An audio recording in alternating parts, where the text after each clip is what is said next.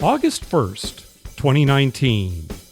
From El Cajon, California, this is episode 187 of You Can Bet on That.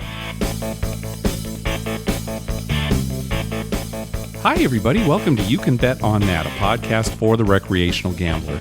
My name is Mark Duvall, and sitting across from me is Dr. Mike. Hello. This news is kind of a little old, but I wanted to talk about some of the specifics here that maybe some listeners might not be familiar with. I'm not familiar with. All right.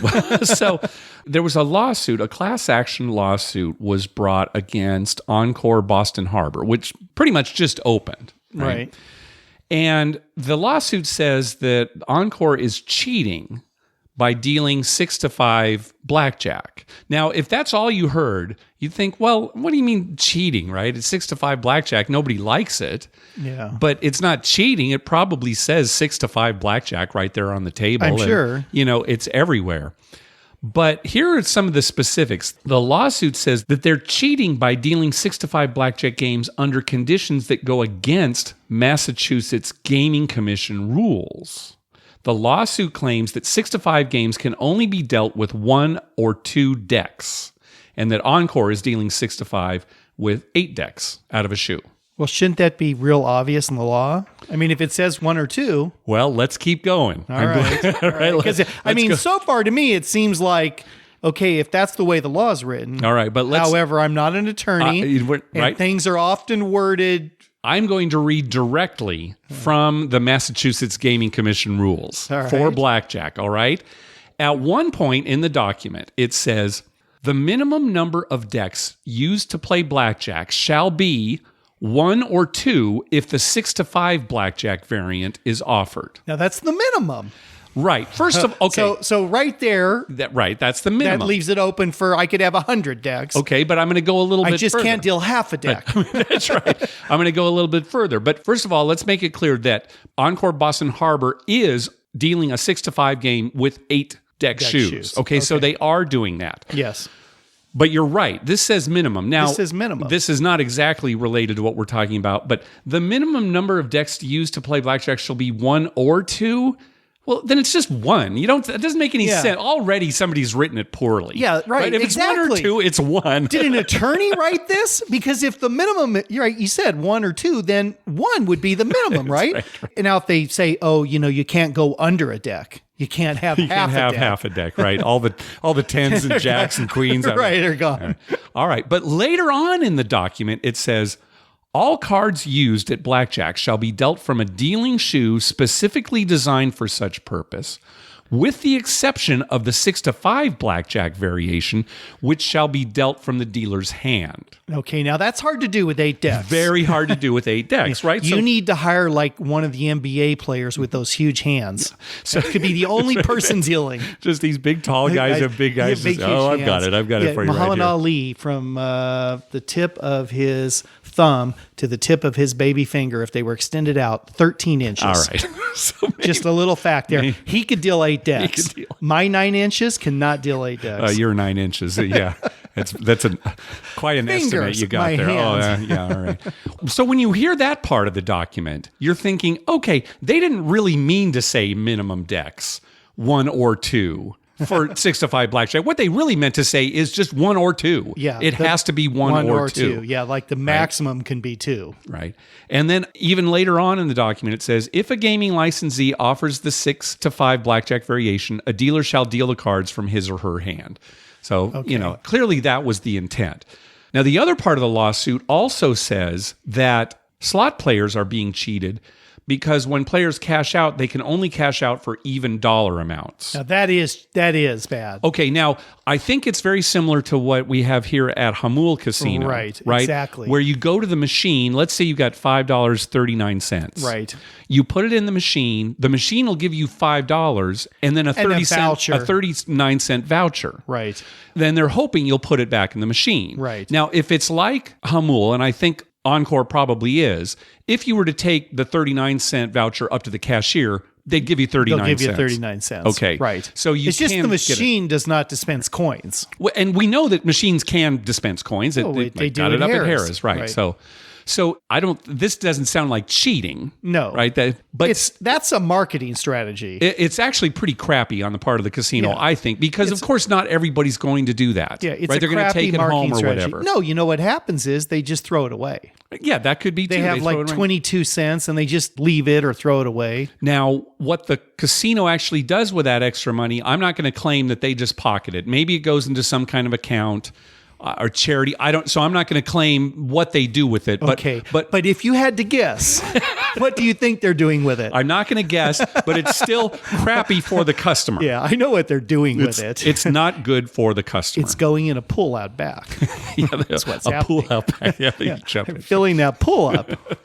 All right. Well, the lawsuit actually says cheating. The lawsuit suffered a setback because the Massachusetts Gaming Commission came out and said that Encore Boston Harbor has not violated state regulations at its blackjack tables or slot machines. So again, that's not a ruling by the court. That's just the commission coming out and saying it. Right. So I'd say the lawsuit doesn't have much of a chance. But, well, yeah, if the commissioner says it's okay, what's the judge what's he going to do? But it is interesting that the rules are vague or unclear or contradictory in the way that it's worded. So well, that'll be the next Senate hearing that we'll have in Congress. Really? We'll try and get this 6-5 thing figured out. You think it's going to go to it's going to go all the way. Okay. Supreme Court's going to have to rule about 6-5 blackjack. I hope so. Yeah, it's one of those things where, cheating is just not the right word. It's terrible. We hate it. Well, but they're telling you what they're going to pay you, right? Right. It's the funny thing is that it says, it's worded so poorly. Yeah, it really is. So, what did they obviously got somebody who lost on that, Am I Smarter Than a Fifth Grader show? And they got them to write it. So a minimum of 1 or 2. Yeah, a minimum of 1 or 2. I'll take 2, I guess. Yeah, I mean, why? Yeah. All right. Well, I'm back from Comic-Con, and there was actually a panel that we went to that tangentially has to do with the podcast. So let me tell you about it. There you Okay. go. All right. So there's a new series coming to ABC in September starring Kobe Smulders. They've had a lot of commercials for that. Yeah. Okay. So TV. you've probably seen it there. ABC, Yeah. Anyway, you'll remember Kobe from How I Met Your Mother. She played Robin, and also she played Maria Hill in the Marvel Cinematic Universe. Still does. Right. Well, the show is called Stumptown, and it's based on a series of graphic novels written by Greg Rucka about an Army veteran who is now a private investigator working in Portland, Oregon. That's Kobe Smulders' character. And she's got a bit of a gambling problem. Yeah. Right? In fact, talking about those ads, you've probably seen there's a craps table, a casino craps table that's very prominent very in the ad. prominent, Yeah. We saw just a couple of clips at Comic-Con. I was hoping to see the whole pilot episode. There were some shows, they showed us the whole pilot, but this was just a couple of clips. But it looks like it's going to be pretty good with a healthy dose of humor. Rucka mentioned that the Rockford Files was one of his inspirations for writing the comics. And the Rockford Files, arguably the greatest PI TV series of all time, right? So the clips look good. So anyway, watch for that in September. I think late September on ABC Stumptown. Stumptown. Yep. Okay. Yeah, well, it'll get canceled in 2 episodes. I know. After all that, it really did look good. So well, the commercials look good. Yeah, I can't. You can never tell until you see the whole what episode, worries me is when they're showing commercials, way in advance. It's always a sign that we don't know how good this is going to go, so we'll build it up and then, hope it takes off. Maybe. Because sometimes good shows you never hear about, and then all of a sudden they're on, and it's like, wow, this is pretty good. I don't know if there's a correlation there, but okay. Maybe not. All right. But you know what I mean. I'm making no claims at this point. Okay. Right.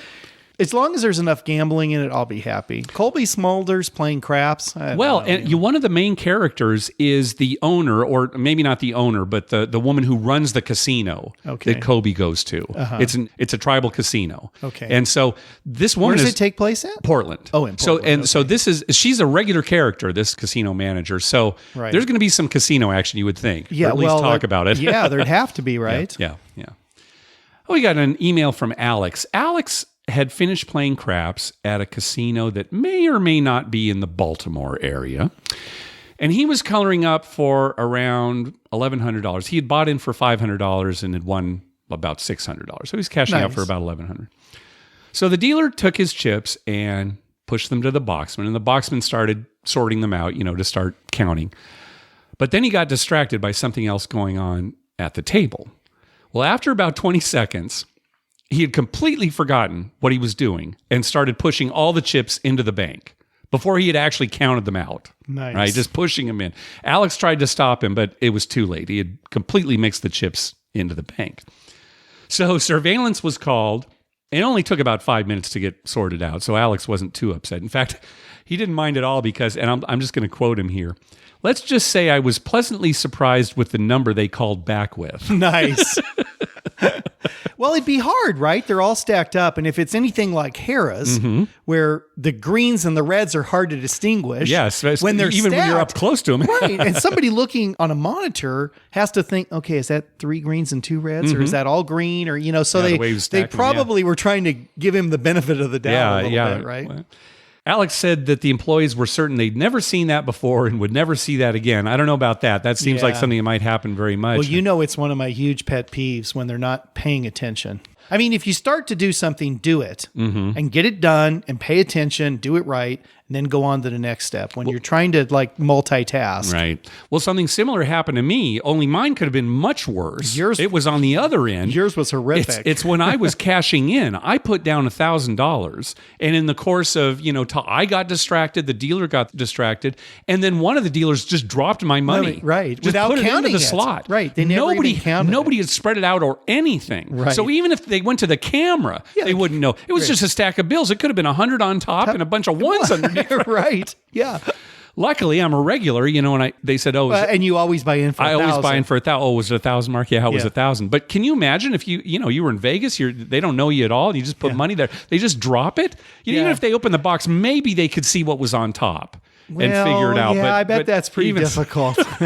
I mean, the only thing is they'd have to backtrack, like when they emptied the box to then and count everyone's buy-in. And they'd have to do it right away. I mean, is what I'm saying is just right. They'd have to take that box out, and they'd have to see how much money's in there, and then the camera would have to back up everyone who had bought in before you. Well, if you're going to be completely accurate, I would hope that maybe your bills would just be on top. Well, no, it goes into a box. It's all hundreds in there. Yeah, I know, but when it falls down, they kind of fall down. I know they're folded when they go in, but you'd hope they'd kind of fall down in a. I doubt if that. Well, we don't happens. need to worry about it because I bought in for 1,000. I told them it was 1,000. They gave me 1,000. They did give you 1,000. I hope you gave them 9. Actually, I hope you screwed up. The one time you counted it out wrong. No, I don't think so. It was 1,000. I would have fessed up to something like that because that's the kind of mistake that. I'm going to start doing that now. Always buy in for 9 in case they mess up. Oh, it's 1,000. I always do.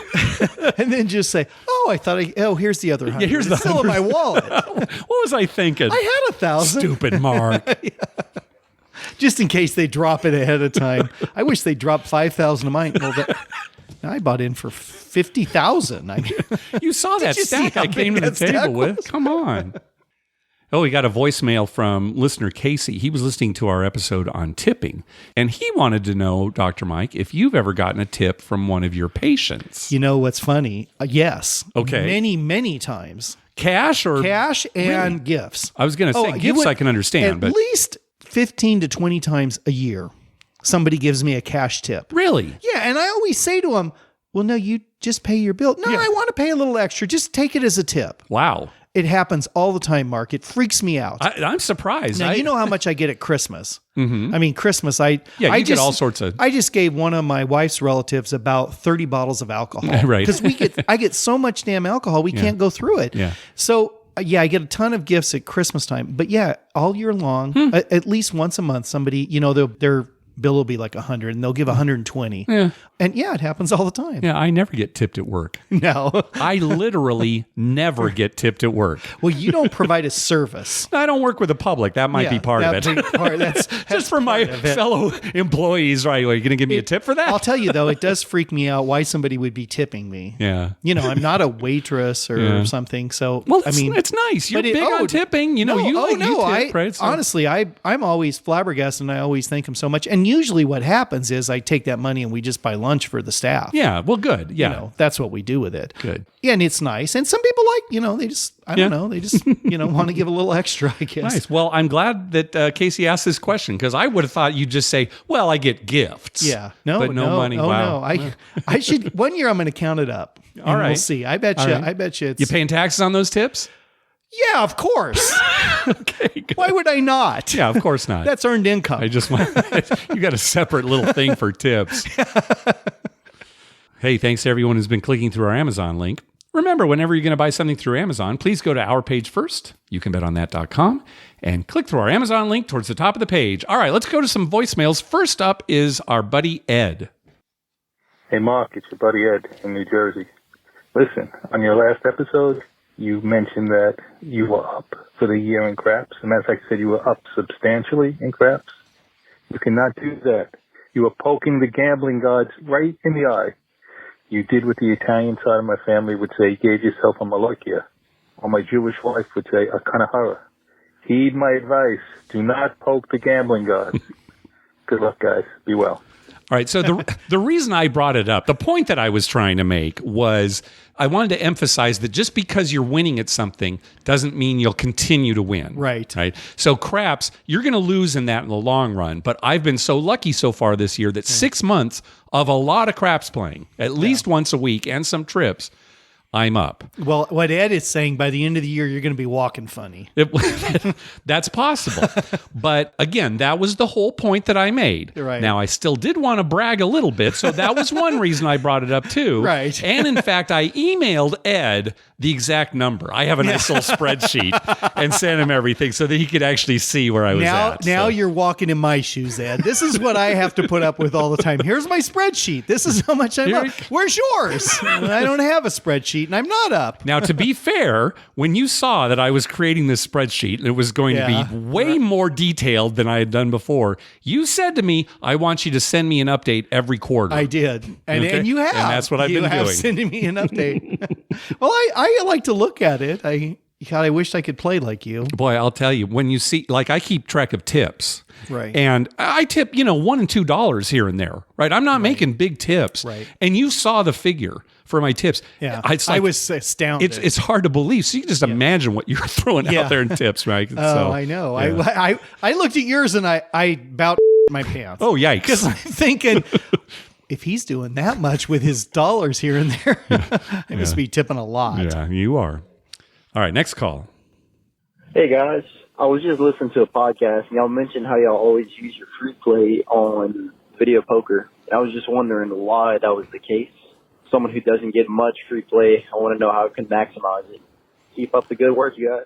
Well, in our case, we are offered free play at Harrah's Southern California in either table game chips or slot play, machine play, which you can use on video poker. And they're vastly different in how it works. Right. At the table game, they give you chips, but they will take the chips whether you win or lose. Right. It's a one play thing. So you make your bet. If it wins, if you made a $5 bet, they give you $5 real dollars and take the free play away. It doesn't stay out there. Right. So if you get $100 in free play and you use table game chips, that's really only worth $50. Right. Right. Exactly. Whereas if you use it for machines, you get the full amount. And video poker has generally a better payback than a typical slot machine. So that's why we do video poker. Now, at your casino, it might be different. There might be chips that stay out there, win or lose. And then you don't necessarily have to play video poker. You can play whatever you want. You can play whatever you want. Yeah. And for us, we found that our payback on the video poker machines is, like I put 100 in, I'm disappointed when I get 85 out of it. Yeah, I know. I'm expecting like 90 or more, and typically you will. You'll put 100 in, you'll get 110, you'll get 95 and of real money. Yeah. So we count how many pushes we've pushed, and when we've reached the max that we've used all of our free play, we cash out. And then every once in a while, we play bonus poker usually. Every once in a while, we'll hit 4 aces, and suddenly we got way more than we had. So yeah. And of course, Mark locks his up in the vault, and I take mine to the craps table and lose it. Yeah, exactly. First, I enter it in my spreadsheet, and then you lock it in the vault. Yep, exactly. All right, who's next? Here we go, Melanie. Hey, Mike. Hey, Dr. Mark. This is Melanie from Colorado calling in with a little Blackhawk trip report. I played today at Ameristar. Played poker, won 3, no limit. I guess it's no limit. I mean, the max bet is $100 a hand. I got it all in, all $100. Pair of kings against pair of jacks, and don't you know he rivered the jack. Let's see, I played craps at the lodge, and one of the best things about Colorado casinos, in addition to they're non-smoking, they're typically not crowded, parking is free, we'll throw that out there. They have a lot of natural light, and the lodge is one of those places with really big windows, and I really like that about Colorado casinos. It also has self-service beverages. They're non-alcoholic, and there's usually a great selection, and alcohol drinks are free. They have to bring it to you. You can't go get that. Even Ameristar leaves bottles of water on the bar in their really cool center bar area with all the TVs and the sports and the great speakers.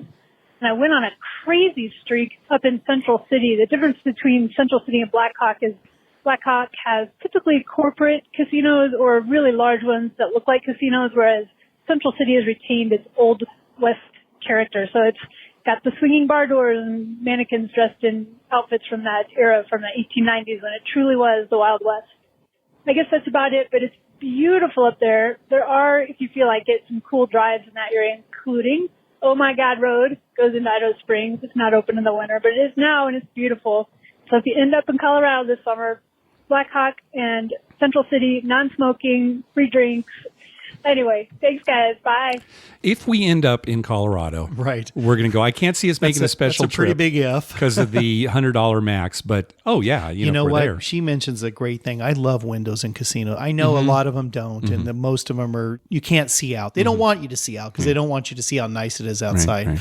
But when you go to a casino that does have windows, it is so nice. It is nice. Laughlin, they have it Laughlin, right yeah, on the where you lake can there. see the river, right. And we heard the resort's Catskills, we heard had big windows. The other thing that Melanie brings up is the free waters at the bar. Just which is sitting out nice, there. Yeah. So when we have a casino, we're going to have free waters lined up, and then we'll have some beverages like soda and stuff, and then we'll have a case with bars and chains and everything, and the Rockstar will be behind that. Oh, yeah, that's smart. The Rockstar and any energy drink will be locked in there, and nobody will know where the key is. Good. It's just like, no, you've got to get special. That's just Clearance. good. That's just good casino management. Yeah.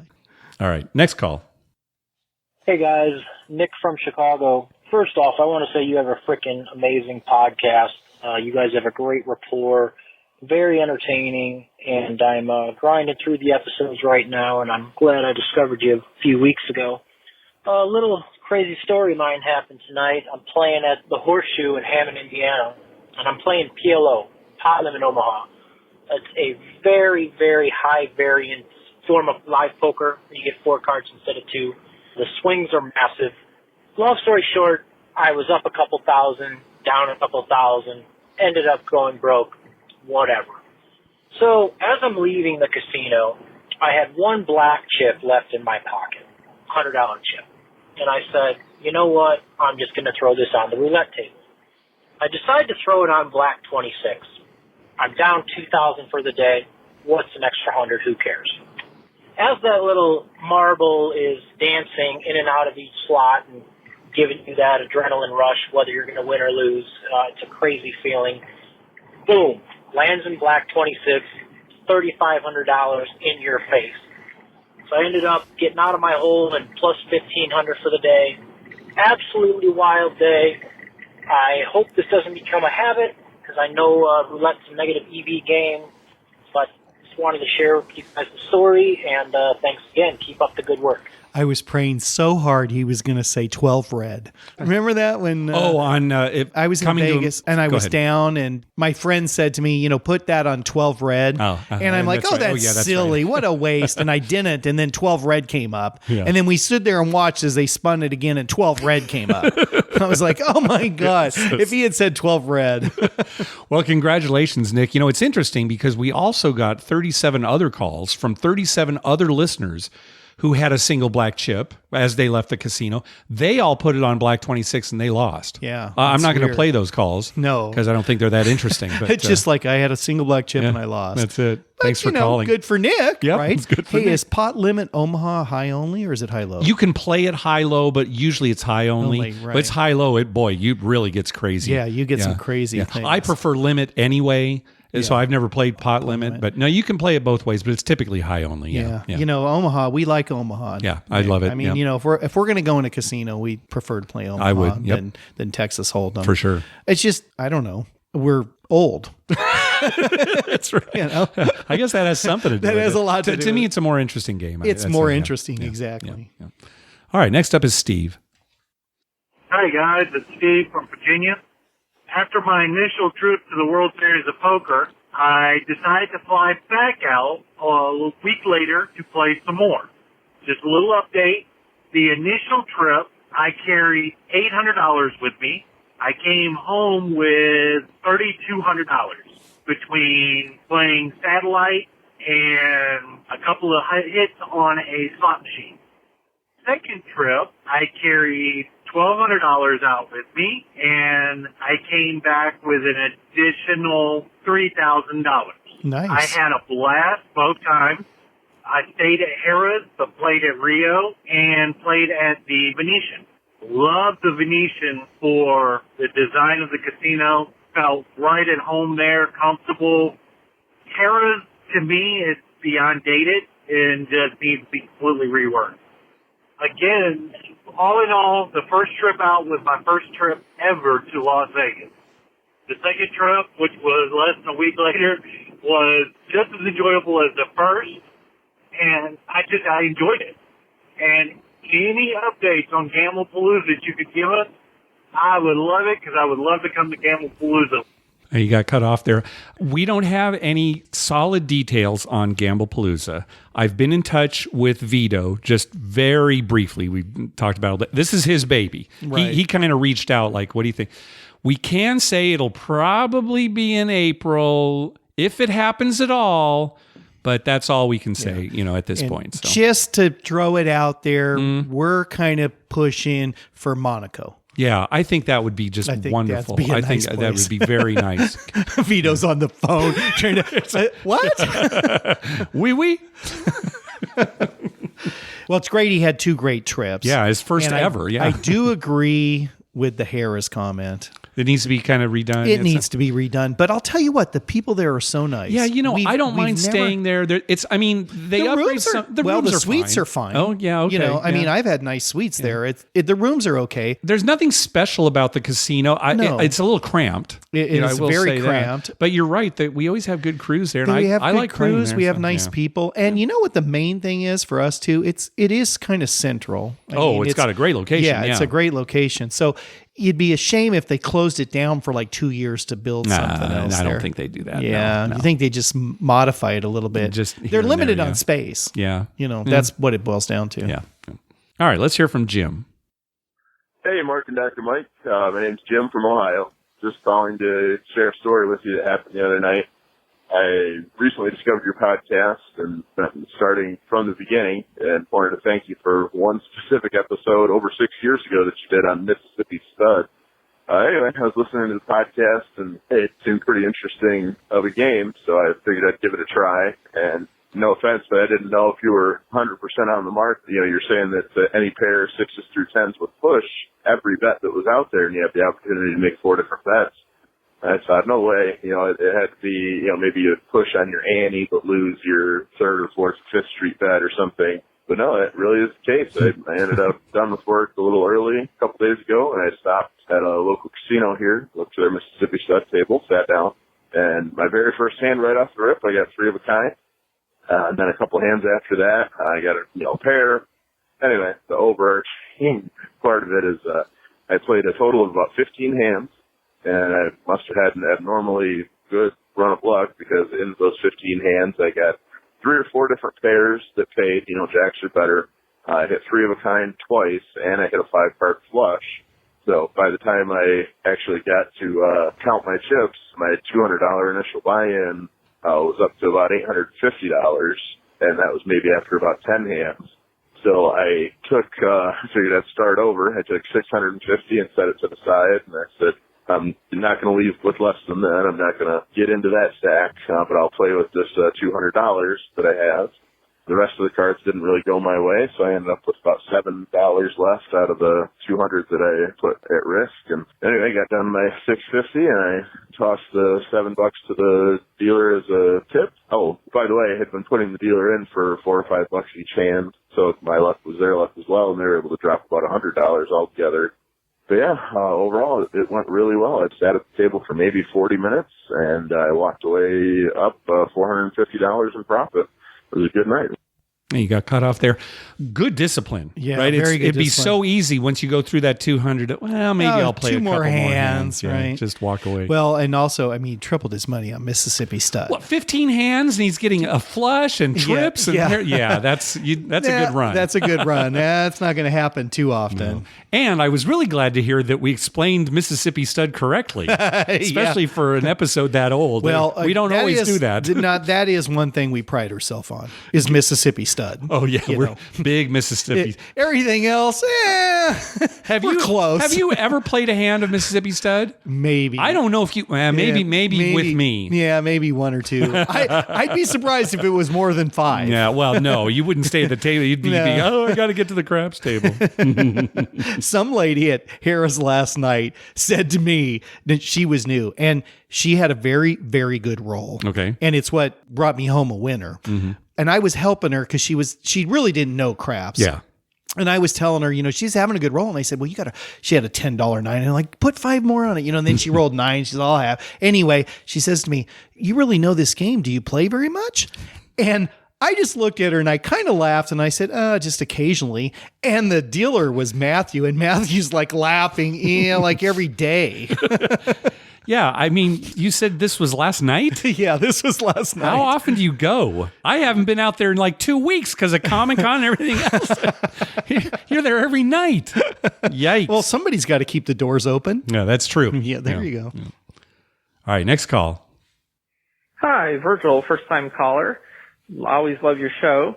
Wanted to give you a quick report on a weekend in Biloxi since it came up in your last show asking about the hurricane. Certainly didn't really affect things. We started our Saturday at the Palace. They were offering $25 in free play for adding your email address to your rewards account. So pretty good value there, we thought. From there, we moved on to Treasure Bay for the best blackjack game in town. That's a $10 double-deck pitch game with stand on soft 17, which is pretty hard to find on the Gulf Coast these days. Of course, blackjack pays 3-2. Always friendly dealers. Unfortunately, got down pretty quick there, so decided to go ahead and move on to New Orleans for our evening. On Saturday, hit up Harrah's. As others have mentioned, table minimums tend to run 15 and up. A little rich for us, so we played some slots and checked the place out. Sunday, on our way home, we made a bit of an out-of-the-way stop to the Silver Slipper. So there we found a full-pay Jacks or better at $1, and we were able to quickly get up $100 while making the required points for our new players cards to get a free buffet and some more free play. So Gulf Coast is definitely open and always a good time. Thanks. And geez, full pay, Jacks are better. Full pay for $1. $10 double deck, 3-2 blackjack where they stand on soft 17. I hope Vito's listening. I'll tell you, Biloxi is in the mix. That's it's definitely in the mix. All right, next up is David. Hi, Mark and Dr. Mike. This is David from NorCal, aka 3, not 4. I've been binge listening to your episodes once I stumbled across your podcast and wanted to finish all the previous episodes sequentially, but something told me to listen to the latest one. The first time I heard Dr. Mike refer to a listener as David, I thought I had misheard something. As you guys continued to play more of the voicemails, I started laughing internally. I had to pause the episode to tell my wife what Dr. Mike was doing by calling each listener David. I am assuming this was based on the trip report I emailed about a month ago when my wife and I went to Vegas. If it wasn't, then feel free not to play this so I don't make an ass of just, me, I guess. So I don't hit the 3-minute mark, I will be brief on this, but we had 2 back-to-back 4-hour-plus sessions at Park MGM during our last trip to Vegas. What was great is that although we didn't profit much, we were able to play on minimal bankrolls. My wife played on a $100 bankroll each session, and I played on a $200 bankroll. It seemed that the table would always heat up when there were at least 3 Davids at the table. It got to the point that anyone coming to the table was greeted as David, regardless of gender. I also wanted to give a second trip report, which is when I met both of you at Harrah's, Southern California the weekend after the 4th of July. I apologize again for mixing up your names.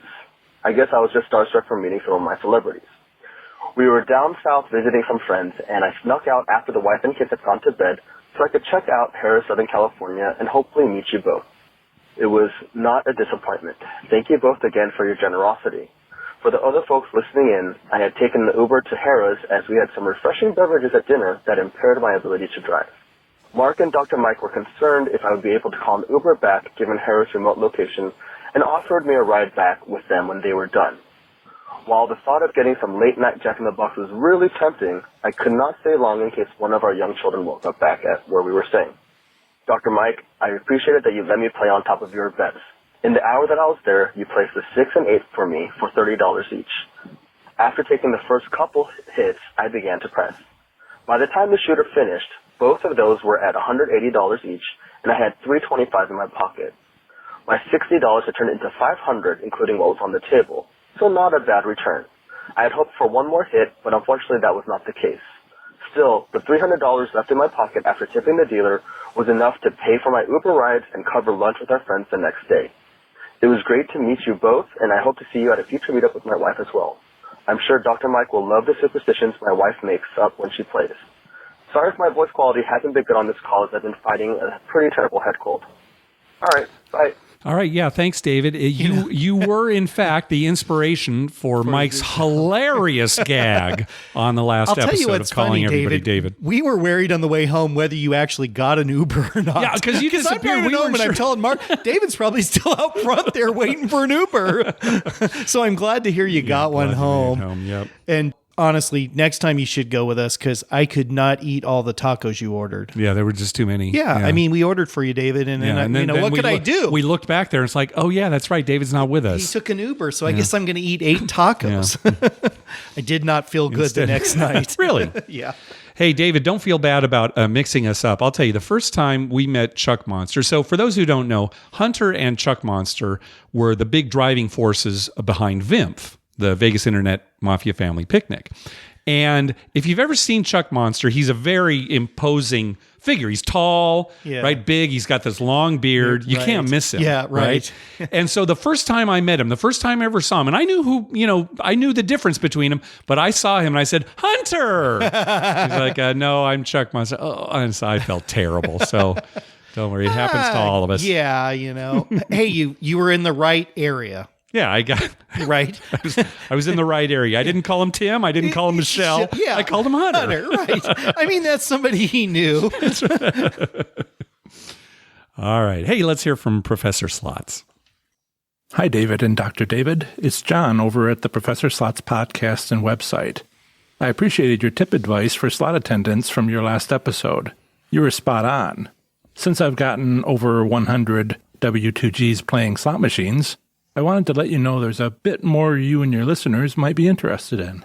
For a $1,200 or more taxable jackpot from a slot machine, slot attendants come in pairs, with the second acting as a verifier. I suggest tipping both. Again, your suggested tip amounts were great. I tip a little bit less, $20, for any taxable jackpots under $10,000, but I give a $20 to each. When I hit a taxable jackpot over $10,000, I tip $100 to each slot attendant. Or I try to. Instead of a second slot attendant, it's a floor manager. They approve slot jackpots over $10,000. The difficulty is floor managers can't accept tips. I talked it over with the floor manager after I'd won $14,000, though, and we talked about how we could make this happen. They said the first slot attendant could take the tip and put it into the group tip jar back in the office. That's what I do, but I do think about it. What do you think about tipping people who weren't there to help? I've never won a taxable jackpot over $100,000, but I'd tip $1,000 each. Otherwise, you had another caller, David, who wondered why a machine printed out vouchers once the player's bankroll went over $1,000. The answer is because the machine couldn't hold anymore. Rather, it isn't allowed to hold more than $1,000. Anything won that would push the in-machine balance over that doesn't do so because the difference gets printed out as a voucher. This doesn't apply to winning taxable jackpots, of course. In that case, the machine would lock up instead. Slot machines in Ohio casinos have a maximum bankroll in the machine of $3,000. I've noticed other bankroll limits in other states. Thanks, guys. Keep up the great work. So this is another piece to the puzzle. Right? That explains a lot. For these bubble craps machines, we just assumed that they were printing out a voucher because it was getting close to that $1,200 machine mark. And you know what happens when you assume? you make an ass out of you and Paul. Exactly. When it turns out that it must be that at least the machine at Harrah's has an in-machine balance maximum of $1,000. And it's just a coincidence that it's close to that $1,200 mark. And as soon as I heard John talk about this, didn't that happen to your brother once? Wasn't he playing a machine? Right. And remember, stuff started printing out and he didn't know why? Right. That's probably why. Right. Yeah, that's right. He did have that issue. So there you go. It has nothing to do with W2Gs or a $1,200 max on a slot machine or on a video poker machine. It just has a limit on what the machine. And for whatever reason, we don't know why it might be set at that balance at Harrah's or who knows, but that's it. Yeah. All right. I mean, you think they'd set the machine with such a high limit that people wouldn't get there because they want to keep your money in the machine. Yeah, I know. But when you get that voucher in your hand, it's like, I'm going to cash this baby out. When it's in the machine, it's like, I'll play a couple more. Right. You're more likely to cash those out and not put them back in the machine. Yeah. You think they'd want to set those high. Oh, well. Now, maybe there's some law. Maybe, who knows? It could be we up to the know. casino. We don't know. Could be up to the casino, but there could be a gaming. These Indian casinos have a gaming pack with the state. The state may say, well, you got to set so many machines at this and so many machines at that. I don't even want to speculate, but that certainly explains why this is happening. Yeah. Thanks for calling, John, because that really does help. Yeah. All right. Next call. Hey guys, this is Eamon from Los Angeles. Quick trip report here from Schenectady, New York at the Rivers Schenectady Casino. It's my second time here. Last time I was here was probably 2.5 years ago. A lot's changed in the area. Just, right next to it, there's now a Druthers Brewing, which is a pub restaurant as well. They had some really great, interesting beers, great mac and cheese. After that, headed over to the casino. I was with a group, so I didn't have a lot of time to play. Played some blackjack. It is 3-2. And then headed over to the craps table. That went really well. They do have the all tall small. It is 34-1 on the small and tall and 175-1 on the make 'em all, which is nice compared to, a strip casino. If you're looking for a drink, anything under $6.25 is free when you're playing at the tables. So I couldn't order a Jameson and ginger ale, but I could order any sort of bourbon and Diet Coke. Anyways, look forward to sending some more. Thanks. Okay, good. More information on New York Casino, Schenectady. I'm laughing because did they bring you a little thing that's, okay, here are the $6.50 and under drinks. Here are the $6.50 and over drinks. I mean, I don't know. That is a kind of an odd amount, but how do you some guy in the meeting, they have some meeting. Yeah, I think $6.50 is what we're going to shoot for. We'll give them $6.50, but if it's $6.85, they got to pay. They got to pay, and don't give them a list. Yeah. Just as soon as they ask you what drink, you just say no, and then they have to ask again. How about this one? No, it won't be free. I know you want your Jameson, but that's not free. Yes. All right, I'll take that. Thank you. Right. I can't even get a lemonade when I go to the casino. All right, next call. Hey guys, how's it going? I'm a listener out of Fort Wayne, Indiana. I'm just calling to give a little trip report. Yeah, my brother's bachelor party was this past weekend in Battle Creek, Michigan at FireKeepers Casino. We got up there Friday. We stayed till early Sunday morning. We all did pretty well. I stuck to the craps and the blackjack, but my brother, whose bachelor party it was, he likes the slots. Playing this slot machine was the Monopoly machine. I sat there and I watched him put a $100 bill in, and it was a $5 pull machine for max bet. He hit a progressive for $592, cashed out, put that same $100 in the machine next to it, hit another progressive for 500 and something, and then he went to the machine on the backside of it. There were 4 Monopoly machines right there. And he hit the one more up progressive, which was over 1,000. It was like 1,000 and some change. And the weird thing was they didn't come hand pay. They just let him print a ticket out right there. And we were both kind of looking at each other like, oh my gosh. So long story short, we called it a night around 2 a.m.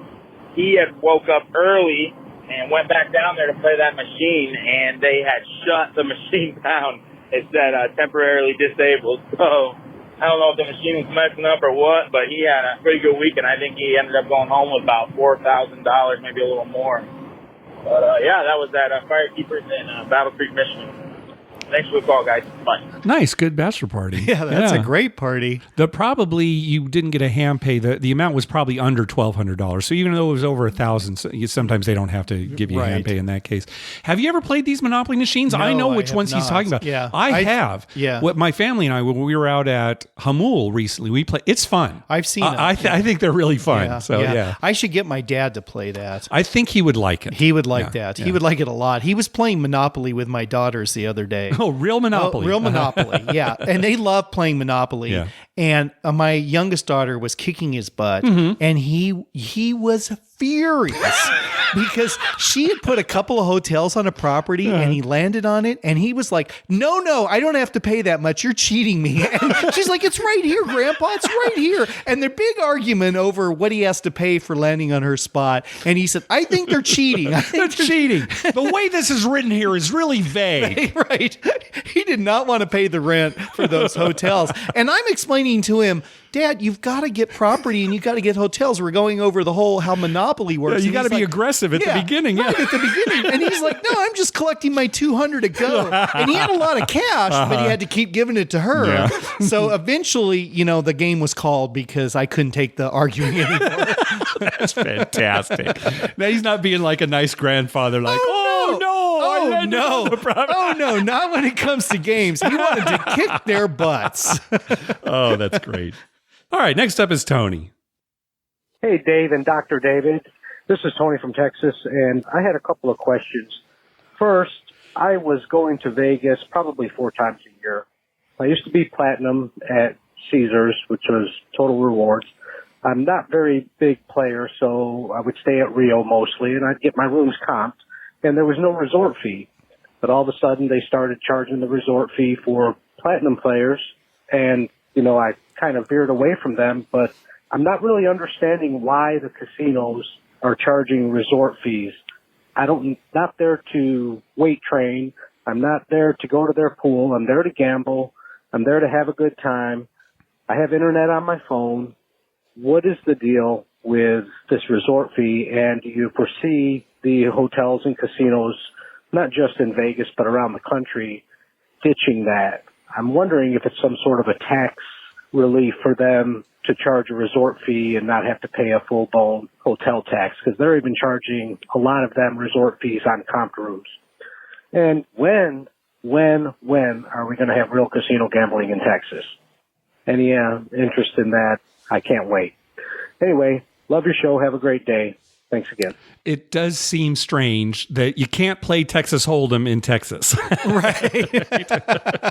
Who knows? It seems like, they would want to get on board because they're losing, revenue to people who go to Louisiana or Oklahoma. Go to Oklahoma. Yeah. If you live in northern part of Texas, you just go to Oklahoma. Yeah. I mean, now there are some small casinos in Texas that are really more like bingo parlors. Right. But I don't know if you heard about this just within the last few weeks.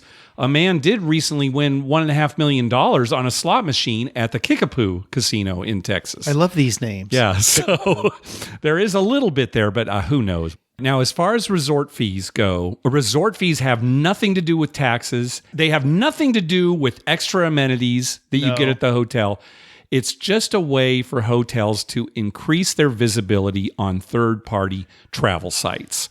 So if you are offering a room for $50, and you don't say that there's a resort fee that's like $40, right? You're going to show up as one of the less expensive options on a site like Travelocity or Orbit, something like that. So when somebody goes online and they look at, that one's cheaper. That's the only reason. Right. Now, they are terrible. We want them all to go away. And in fact, there is some legal action currently going on that will hopefully do away with them.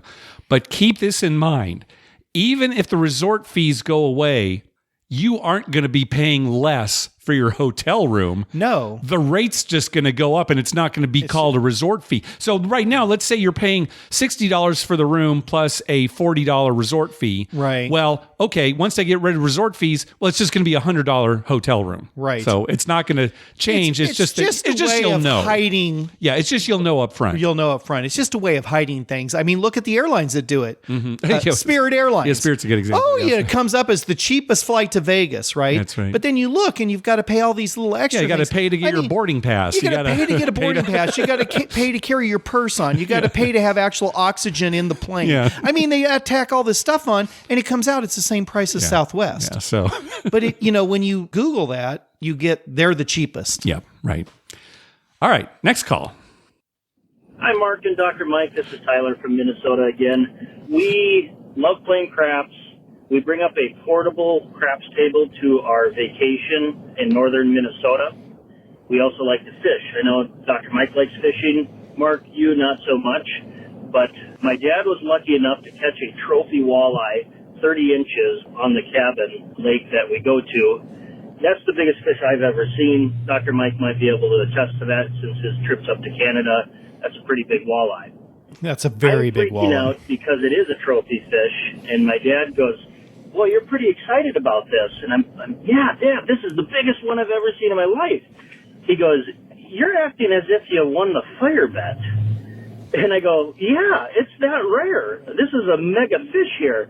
So I thought you might appreciate that. Everything that my dad really thinks about and talks about, he can divert into a craps comment. And trophy walleye fishing is no different.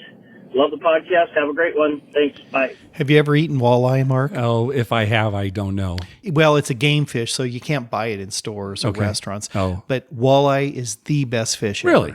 Oh, it is like white, flaky meat. Huh. It is so good. Okay. I mean, like a nice piece of cod or something. It doesn't have that fishy taste. It is so good. It really, seriously, I think the best fish that you can get. Okay. For me, it's walleye and maybe tie with halibut. Okay. Right. That's where I feel about walleye. But he caught a big walleye. Oh, it's a big one? Okay. That's a big Because I one, certainly don't know. Okay. Very good. All right. Next up is Adam. Hey, guys. It's Adam from Connecticut. I just wanted to call and give a quick update on MGM Springfield. They now have bubble craps and a roulette wheel that has a $3 minimum. It's one of the electronic roulette wheels. So that is very player-friendly in my opinion. I do have a question about bubble craps, though. On this machine, it's by a company I believe called Interblock. There's a bet called the Lucky Shooter bet.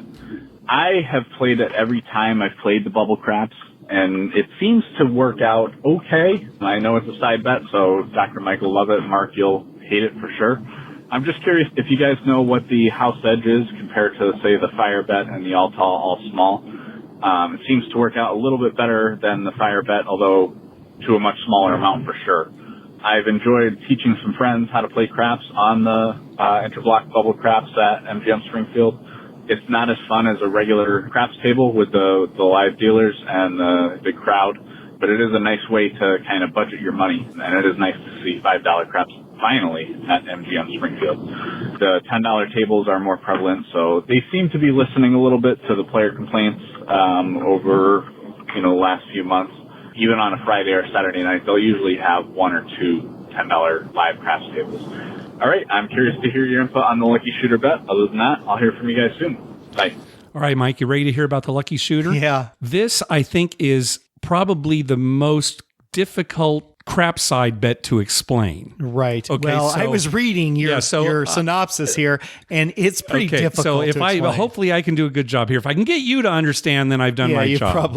You've probably got it. All right. So it's offered on these Interblock machines. The machines are called organic dice. The Lucky Shooter bet. What's that mean? Organic dice. Well, I don't know what organic means, but if you look at the machine, it's one of those machines that have 3 dice, where 2 of them are white and 1 is black. Oh, okay. So you can play sick bow if you want on the machine with all 3 dice, or if you're just playing craps, it's just the white dice that correspond to craps. Somebody found a way to combine sick bow and craps. Yes, they have. Yes, nice. So that's it.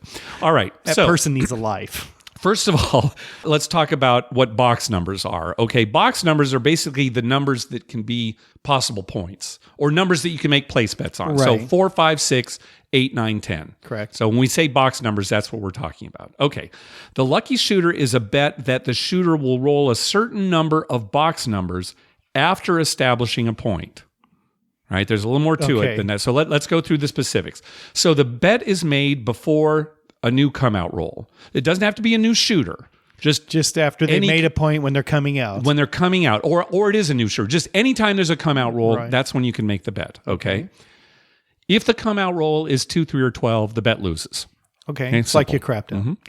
If the roll is 7 or 11, it pushes. So it just stays out there. So it just stays right? there. 2, 3, 12's loose. 7, 11, it just pushes. No, that's good so far. Now, once a point is established, the lucky shooter bet will win based on the number of hits the shooter rolls. And a hit is defined as rolling a box number that hasn't already been rolled.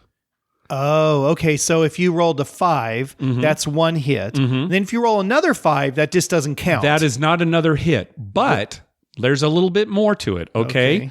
The bet is resolved. The bet is over when the shooter rolls a box number that he's already rolled. Or he rolls a 2, 3, 7, 11, or 12. Or he rolls the point. Wow. So if your point was 6. Right. The most you could win would be to roll a 4, a 5, an 8, a 9, a 10.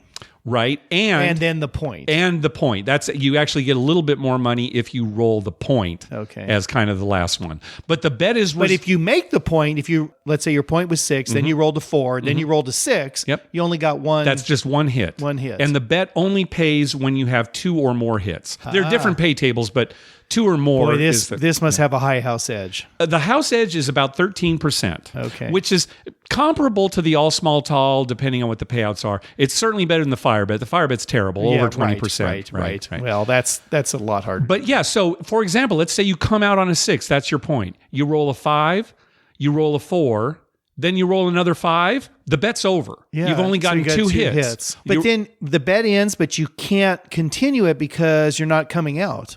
Right. It's resolved. It's resolved at that point. Oh, okay. It gets. I don't know if it gets paid so right away. So you could go on and roll 10 more numbers, like a 5. But the bet's already resolved. But that bet does. You cannot remake that bet. Not until another come out roll. Right. Oh, okay. Right. So there are a lot of ways that the bet ends. Right. If you repeat one of the box numbers you've already rolled, or if you roll 2, 3, 7, 11, 12, or if you roll the point. It's weird because let's say I make that bet. A person comes out on 6. Yes. Then they roll a 2. Bet's over. But then I might roll 20 more numbers before I make a point or something, or 7 out. Yep. So you can't make that bet again. It Not seems till like the come out it seems like it'd be not beneficial for the casino. Well, right? that's the bet. It's a strange bet, and it's very strange. it's only on machines, so it's easy for the machine to keep track, as opposed to a human dealer. But anyway, would that be hard to program? No, it wouldn't be hard to program. No, okay. No, it wouldn't be hard. It's not that bad. No, I mean, I know nothing about that. But that'd be very straightforward. Oh, okay. Yeah. So. Now, here's one page. It's just table. hard for the people to figure out. Yeah, that's right. Hard for people. How do you what write did I that do on a machine? It keeps track of the hits. No, but I mean, how do you explain that to the person playing the game? Oh, explain how the bet works? When someone walks up to a table at Harrah's, they don't know what the fire bet is, and you're trying to explain to them? It'd be a very hard one to explain. Yeah, you need to go through examples before how do you have a actually, printout that if no one else is playing bubble craps, you just walk up and you see, oh, there's this bet, but you have no clue how it works. Well, there might be an explanation on there, but it's a difficult explanation. Yeah, that agree. would be a hard explanation. So here's one possible pay table. If you get 2 hits, it pays 2 for 1, 2 for 1. So that's just even money. Even money. If you get 3 hits, it's 4 for 1. 4 hits, 10 for 1. 5 hits, 100 for 1. And then if you get 5 hits plus the point, which is hard to do, right? You got to roll all 5 individuals and the point, 500 for 1. Have you seen where there's any max bet you could make on that? I didn't see what it was. I would imagine maybe $5 on a machine like that, but I don't know. Yeah. Well, 5 be what? 500 to 1 be $2,500, right? Yeah. So, I don't know. Yeah. Well, I'd make that bet. I know you would. I wouldn't be happy because, as soon as I, like I said, my example, as soon as that 2 came up, I think, great. I lost my $5. I can't even bet it again to get it back. No, you can't. But, every once in a while, even if it is one of those examples we give, like come out on a 6, then roll 4, 5, 4. Yeah. Well, you've won even money. You so you got money something back. But you can't make the bet again until it come out. Right. There. Okay. All right. Next call. Hi, Mark and Dr. Mike. Great show. John from New York here. Thanks for all the information and humor that your podcast provides. My wife and I recently took a trip to Mount Airy Casino in eastern PA. We try to get there every month or so. It's a nice mid-sized casino. They've got a good selection of slots and quite a few table games. My wife's the slot player, and so she gets the free rooms where I play blackjack and craps and get far less. PA is pretty good for blackjack, though. They pay 3 to 2 and stand on saw 17. Mount Airy uses 8-deck shoes. Usually the minimums are $10, but sometimes on a Saturday night they can go up to $15. They have 3 craps tables, which are also usually $5, but I've seen them go up to $10 when it gets real busy. There was an interesting incident this last trip as I was about to buy in. I approached the table, and it was the middle of the roll, so I start to get my money out and my card, but of course I'm not planning on buying into the hand dance. At the same time, another person approaches the table and threw $1,500 down.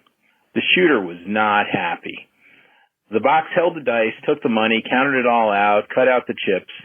All the while, the shooter is yelling that they should not be doing that, and now he was going to roll a 7. The box showed no mercy, and if anything, was a bit rude to the shooter. Finally, he has the dealers slide the chips back to the new player. Note, I still haven't bought in, and I heard Mark all the way from San Diego turning off all his bets for the next roll. Finally, the dice get slid to the shooter, and the shooter comes up, shoots, and gets a 9. He had a few more rolls before finally 7ing out. He immediately colored up, left the table, still yelling at the box. He left no tips for the dealers. While the box really had no choice but to take the money, I think he could have been a bit more understanding to the shooter. I think he cost the crew some money. Any thoughts on this? It was a good trip. I ended up about $500, which I think covered most of my wife's losses, so not bad for a mini vacation.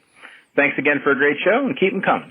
Thanks. So that's a good question. How should the crew react when someone buys in the middle of a roll? Well, they have no reaction because a guy throws his money down. I mean, they got to color it. Of course, they have to cash it in, right? They can't say, no, there's a... Yeah, they have to do it. They got to color it up. So for them, it's like, well, this happens all the time. Right. So we're just going to color it up and move on. Right. Now, what about this example where the shooter is yelling at the box, hey, don't do that? Well, how do you react if you're the boxman? If I had the boxman, I'd just look at him and say, sir, we have to. The guy wants to buy in. I might not agree with it. You might not agree with it, but this guy wants to. Oh, I don't think the box should even say that. Well, maybe right. Not that. No. It I might think offend the guy. I think the box. He can't be rude, but he has to say, no. When somebody buys in, we have to, give them the chips right away. Well, now if Wendy was in the box, she'd just flip him off. Yeah, and we'd move on. That'd be good. Settled. I mean, that's it. It's done. It's settled. That's good. We have seen the crew react badly. Like, this guy's buying in the middle of a roll. Yeah. You can't do that and be professional in a situation It's not like professional. And you know what I hate? The player shooting. He put them in a bad position. Oh, yeah. The player, he put them in a position where they can't win. Yeah. If they say anything at all, they're going to offend him or the guy buying in. Right. So he put the crew in a bad position. And they're there to, get through their day, take their paycheck home, hopefully make some tips. I don't think the shooter should be saying anything to anyone. No. But he certainly shouldn't be saying anything to the crew because they have to do it. Right. If he wants to say something to the guy buying in, well, whatever. I wouldn't do it, but why be controversial? What he should do is change the karma. And how just ask for new dice. Oh, there you go. Take a lap around while the guy's buying in. Take a lap around. Hold your hot chocolate on your head. Hold your hot chocolate on your head. Walk away from the table. Stand behind some slot machine way far away. Or do this. Push your chair way back away from the table. And then when they push the dice to you, take your chair and just shove it into the table. Oh, that's a good idea. And a lot of craps tables have chairs? Oh, well, ours do. Okay. You know what, though? I was laughing at the beginning of this because Mount Airy Casino. Yeah. In my next life, Mark, I am coming back as the guy who names casinos. Okay. I mean, there's just going to be me. And then when a casino opens, it's going to be some law where they have to okay, Mike, what's the name going to be? And I'm going to come up with names. I just love these names. Now, that's going to happen in your next life? In my next life. So in your next life... I can't do it now. I'm too old. You're too old. So what are you going to do in that next life to get to that point? From childhood to adulthood, what are you going to do to get to the point where you're the guy who names casinos? Yeah. Well, no, it's just karma. It's just got to happen. I mean, because my craps playing in this life has qualified me for that next life. I just love these names. All right, last call. Hey guys, it's Ryan from Las Vegas.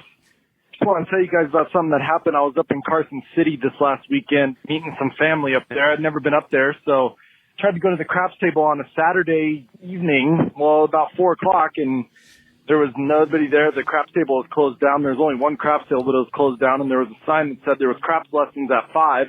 and the table would open after that. So I went back around 5 just to kind of see what the craps lessons were, and it was one guy teaching it. And as I walked up to the table, everybody on that table's yelling, 7, 7. They're all chanting 7, which I had never heard at a craps table. So I walk up, and everybody's got their money on the don't pass. Now, this is still just a lesson. They're just teaching them how to play. So he was teaching them all the don't. And I asked him, I was like, oh, is this just part of it that you teach on the don't? And he said, no, all I teach is the don't because that's all I play. So once that table opened up, he convinced all the people that he was teaching to buy in, for $20. It was a $3 minimum there. Buy in for $20 and play. So they all played the don't. So I bought in for $200 and played how I regularly play, the pass line with full odds and my place bets, and actually made a 4-point fire, which was funny because they all were not understanding while they were losing.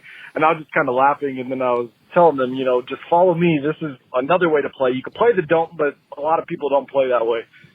Another thing that was funny was even on a Saturday night, there's only 6 people on the table, but there's no stick.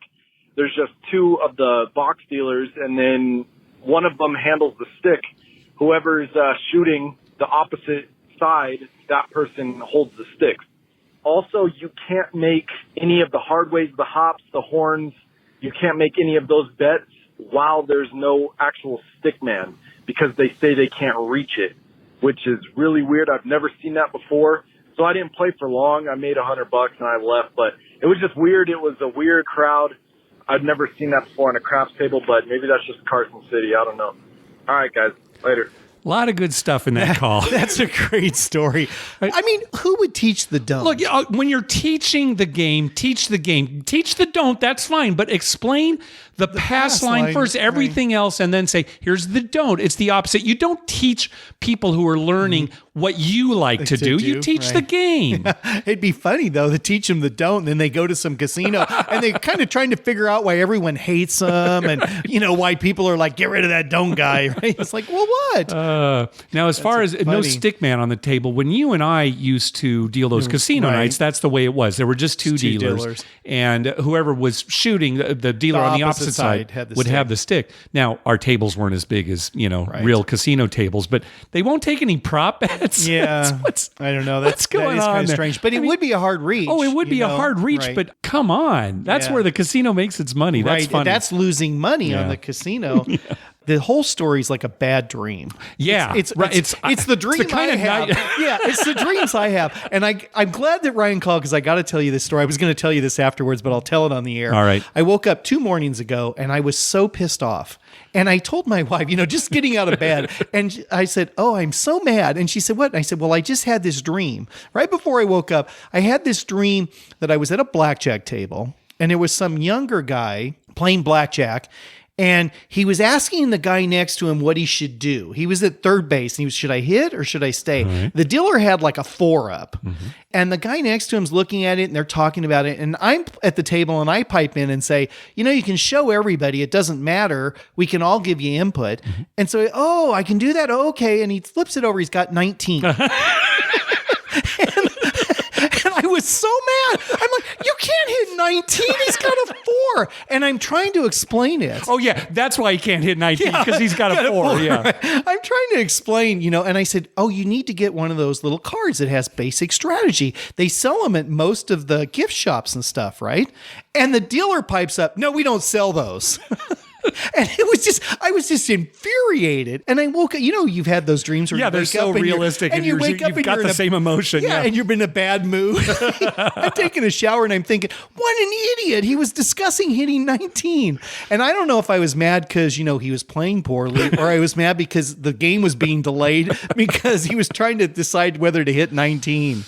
It's like a Bugs Bunny cartoon, right? Right. Like that one where he turns over one card and it's 21. Right.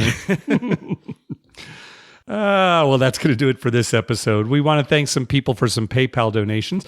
First of all, recurring donations from Brian Dancer, and from Brian and Sarah, and from Joshua. Thanks very much for those recurring donations. Also, we got 2 donations from Carson. So he sent us a donation and he wrote, "Thanks for the content. Wish me luck on the craps in Vegas next week." And then a few days later, he sent another donation and wrote, I should have specified who the karma was for because I did terrible at craps, but my friend turned $100 into $600 in like 3 hours at Blackjack. So this karma donation is for me. All right, now I hope that works. Right? Yes. Also, a donation from Enrique. He says, karma donation for my Vegas trip July 21st. Love the podcast. Keep up the great work. Hopefully you had a good trip, Enrique. Yes, that's passed. Okay. And finally, a donation from Sundown Brown for a karma donation going to the Golden Nugget for my honeymoon today, looking for my first royal flush. Love the show, Sundown Brown. So I like that he's going for his honeymoon? Yeah. And he's hoping to get his first royal flush. Yeah. I mean, I don't know. On my honeymoon, and you know how I like a casino, I was not hoping for a royal flush. But he's my new hero. Yeah, exactly. He's got his priorities straight. He's got his life squared away. Hey, be sure to check out our TV listing showing all the gambling-related shows coming up within the next 2 weeks. We update those listings every Wednesday using a customized program that searches through all the raw American TV data. Just go to youcanbetonthat.com/TV-listings. We'd love to hear from you. Call our voicemail hotline at 951-292-4377. That's 9512-WAGERS. 9512-WAGERS. Or you can email us at youcanbetonThat@gmail.com. You can also follow us on Twitter at YouCanBetOnThat and on Facebook at Facebook.com/YouCanBetOnThat. Finally, please go to your favorite podcast app and write a review on us. We love getting your feedback. What do you got, Dr. Mike? Well, we've had a good year so far. I want to say that. Yeah. We have actually had a very good year as far as the gambling part of our lives. Yep. And the rest of our lives actually have been good. Yep. I may be going in August. To Vegas? To Vegas. Okay. Kind of like later August. Okay. To get some free play offer. Okay. That's still up in the air. All right. So I don't know if I'm going to make that or not. But Okay. my host called me about it. And that, bugging you about it, yeah. that kind of put a bug in my hair. But so we may go for that. And then we're definitely going in October. Yes, for the summit. Yep. For the summit. So, and I would suggest that people go to that. Yeah, that's a big event. You get a lot of like-minded people. It's a good time, Yeah. right? And there's a lot of good people. Brian and Sarah should go. Yeah. It'd be great to see them again. In a while. Mhm. Yeah. Yep. Baseball season is turned out to be our normal baseball season. Although exactly. I want to emphasize that the You Can Bet on That podcasters are 5-0? It's 4-0 or 5-0 for actually attending Padres games. Mhm. Yes. Yeah. So we have not lost. Now, with the Padres record, that's pretty amazing. It is good. We've never seen them lose in person. Yep. I've seen it on TV a lot. Yep. But we're going to hang in there with the Padres. Next year's our year. Okay, sounds good. And football's coming, so that's... it's right around the corner. Yeah, and that is actually, for us, from a gambling standpoint, that's exciting. Yeah, I'll turn that over to you. So we'll have, Saturdays, like 450 games, I think probably it is. something like that. Yeah. To watch. All right, thanks for listening. Good night.